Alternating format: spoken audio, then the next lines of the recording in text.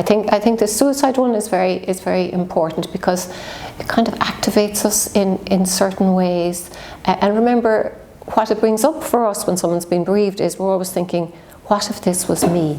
What if this was my child? And some of the questions or comments we make are around that. How do I protect myself?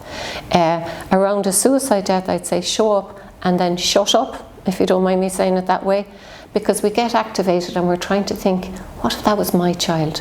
And people tend, and I hear this back from bereaved people, to ask inappropriate questions, like, did you not notice that she was very low? Did he leave a note? It's not your business. I understand where it comes from. We're trying desperately to think, oh, well, I keep an eye on my children.